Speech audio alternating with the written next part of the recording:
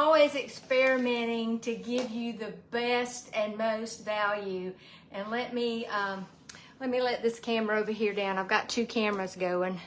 One on Facebook, you right there, and then over here I'm on Restream, and Restream is something new. I'm trying to get my broadcast out to Facebook, Instagram, and YouTube all at one time. So I'm Dr. Nancy Stanley, physical therapist, life coach, and health coach, and tonight I want to talk to you about fasting.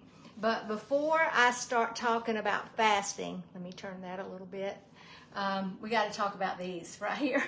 Okay, these are one of my favorite things in the spring. So one day I'll just drive down my driveway and they'll be blooming. They're out by my pond. They're water lilies. They were given to me by Miss Peterson.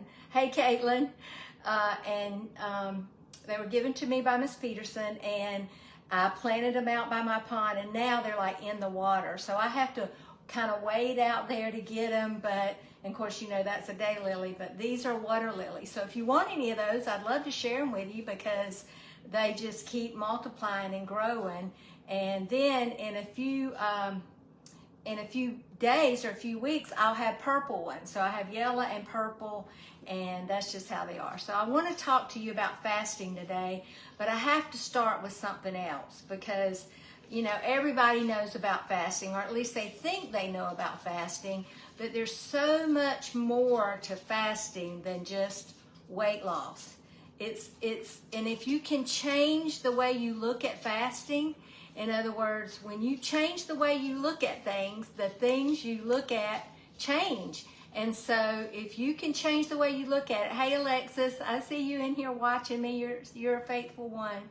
If you can change the way you look at fasting, then I think you could do it more successfully. And I talked with my group last night on our Zoom call about this, but some of them said today, one of them especially, she said, now I feel more confident about fasting because I know more of what it's doing for me other than just helping with weight loss. And so, you know, fasting is not anything new. I mean, it was started in the 1800s, doing it for epileptic seizures. And so now they know that that's a very important way to help, you know, children and adults with seizures, and because of ketosis, because when you start fasting, you get into ketosis. So, but you can't really understand fasting until you understand insulin sensitivity and resistance. So I'm going to start with insulin sensitivity.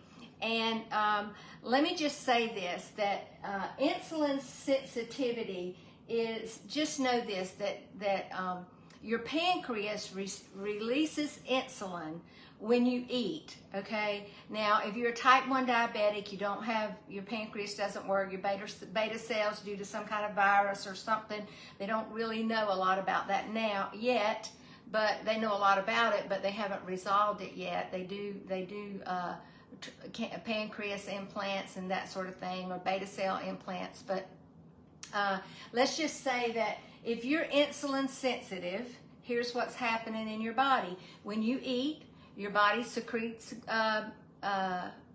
glucose into the blood. Your pancreas senses that and it releases insulin. And the purpose of insulin, okay, is to drive, you see this is insulin, it's to drive glucose, which is your energy, all right? That's why we eat, that's why we have food, is to drive it into the cell, all right? And this is a cell, okay? And what it does, it goes into the mitochondria, and the mitochondria produces energy. And that's how it's supposed to work, and that's a great thing, all right?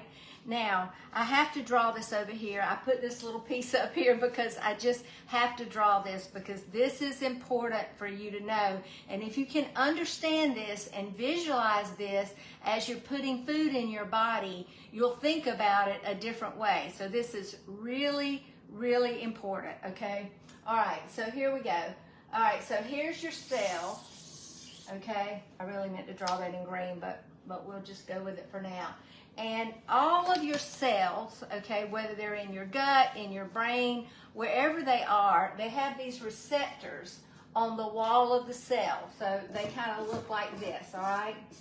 And they're just kind of out there picking up whatever's coming, okay?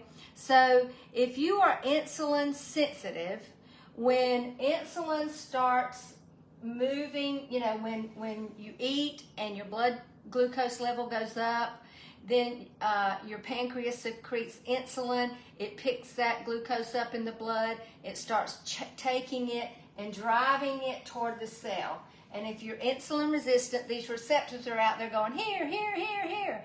And they pick it up and they open up the cell wall. So let me do this. They open up the cell wall and that glucose goes into the mitochondria and it gives your body energy, okay?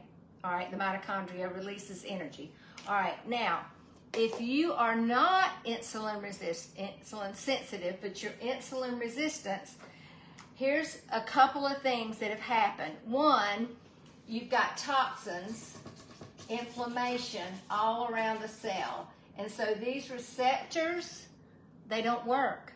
They're desensitized because, and here's why, because you have released over the years, and it can take 10 or 15 years for this to happen, you have released so much insulin into your body through eating carbs, high carbs, unhealthy foods, toxins, oils, grains, cereals, you know, all sugars, high fructose corn syrup on a steady basis. I mean, you know, 9 out of 10 Americans are not metabolically flexible. That means they're not insulin sensitive.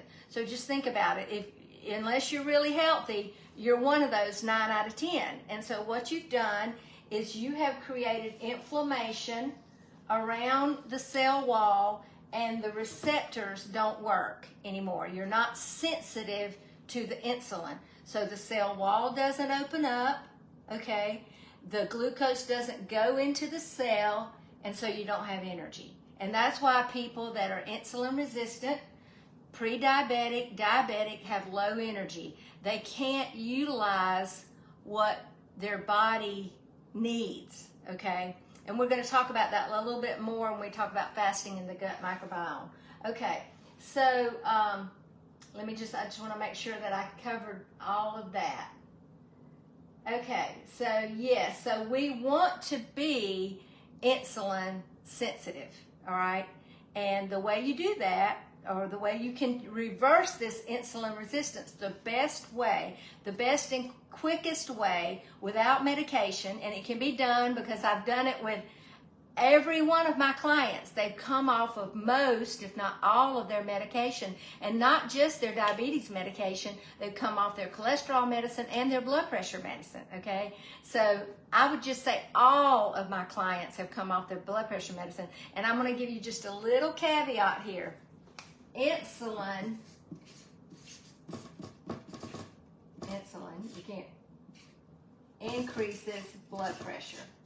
So too much insulin increases blood pressure. And why do I say that? Because insulin affects the elasticity of your blood vessels, and it causes your blood pressure to go up. So how do I know that's true? Because all of my clients in a couple of weeks, sometimes in a week, sometimes in a couple of weeks, will tell me, I'm feeling kind of weak. And I'm like, the reason you're feeling weak is because your blood pressure's dropping. And sure enough, they check their blood pressure's dropping, so they have to call their doctor and, you know, tell them, and they'll have to cut back on their medications. Now, I want to tell you that nothing I'm telling you is meant to replace your medical doctor. If you have a medical doctor and you trust him and you like him and you feel like, you know, everything's going good, great. But if what I'm telling you tonight rubs up against some of that, then I would tell you to begin asking questions, all right?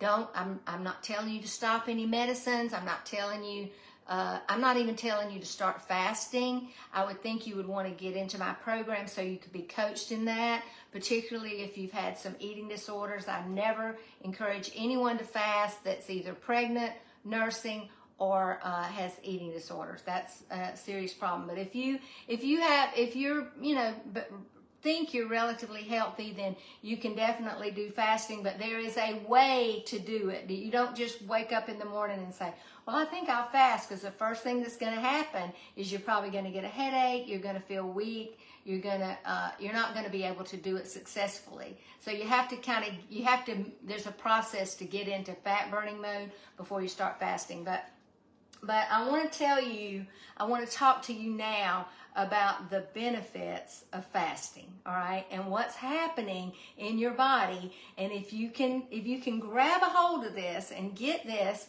internalize this, and begin to think, whoa, if I could just fast, 1 day a week, or maybe 3 days a week, or at least quit eating at night, that's when really is not a good time to eat, because your body, while you're sleeping, is actually healing itself and ridding itself of toxins. But if you've eaten right before you go to bed, that doesn't happen. Your human growth hormone normally goes up about midnight, but if you've eaten, your insulin's up. And remember, I told you insulin is a bully hormone, and it's going to negate your human growth hormone. So you're literally going to gain weight. You're actually going to be storing fat while you're sleeping, rather than burning fat, and you're not going to get good sleep. So one of the first things my clients notice is their sleep improves. So I just want to encourage you with that. All right.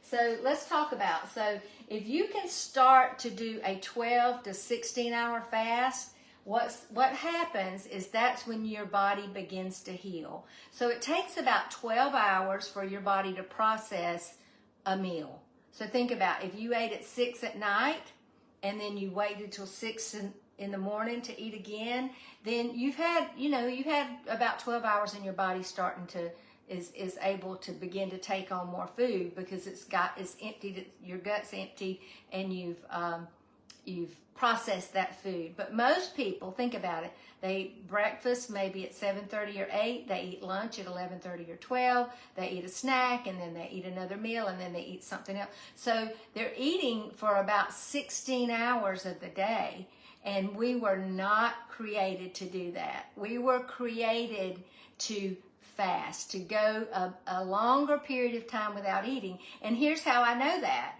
because what happens to my body when I fast. So I begin to heal, and my body begins to rest at 12 to 16 hours, okay? All right, then about 17 hours after not eating, so let's just say you ate supper at 6 o'clock, and then the next day you didn't eat until 12, so that was 12, that's about 17 hours. So autophagy begins to happen. And what this is, your body is so amazing. It's so well designed that it goes inside itself, because there's no food coming in. Okay, you're not putting any food in your mouth, maybe except water. And it begins to get rid of what it doesn't need. Those are the toxins. Those are the things that your body needs to get rid of. And so what's not working, so maybe viruses and bacteria, it starts to dump it out. And so that's why when my clients start fasting, I tell them you got to put a lot of electrolytes in, because your body is in a dumping mode when you're fasting, and so you don't want it dumping all your electrolytes. So you got to put some electrolytes in, but you don't want to put in food at this time, because you want this autophagy to happen. All right. Okay. So the next phase is going to be the 24 hours. So when you're getting up to around a 24-hour fast, I did a 24-hour fast yesterday, and I felt so good. I mean, I really wasn't even hungry when I ate, but I was hungry. When you do a 24-hour fast, you are not going to want unhealthy food. I'm going to tell you, you're going to want some good food. I had steak. It was so delicious.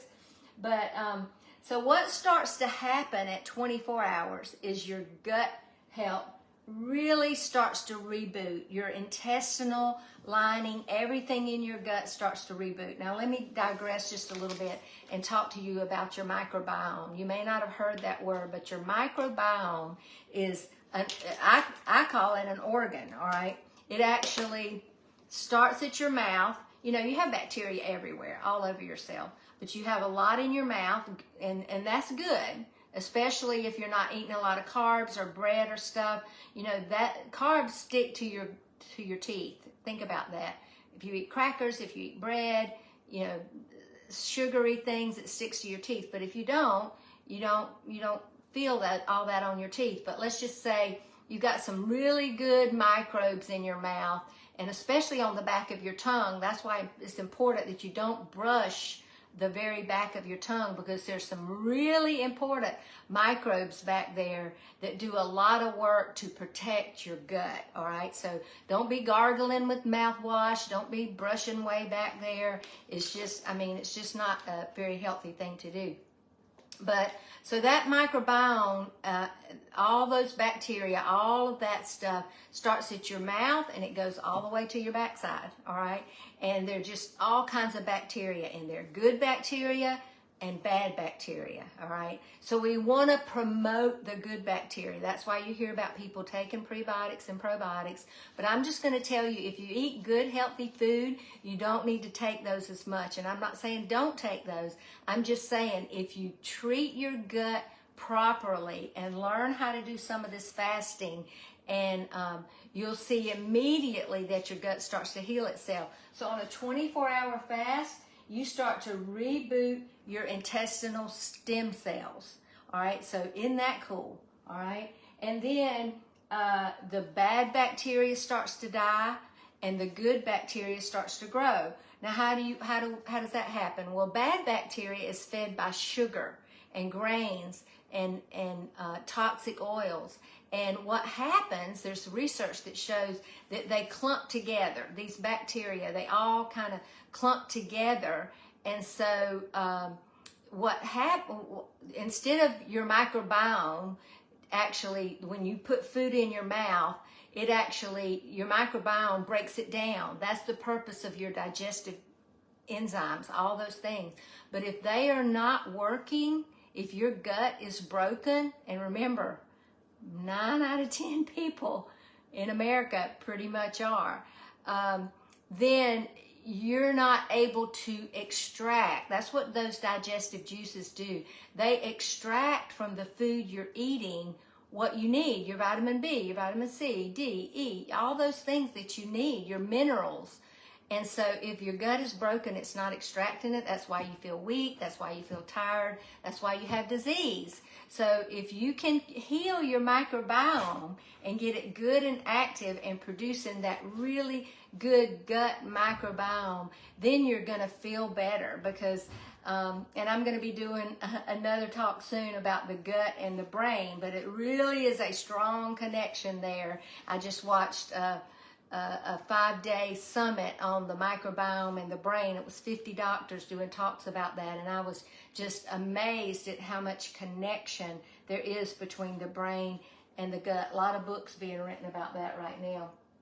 So when you start rebooting these intestinal stem cells, what you're going to see is people with SIBO, with irritable bowel syndrome, with leaky gut, with, you know, people that I had clients that say I had Tums in every pocket. I don't even know where my Tums are anymore.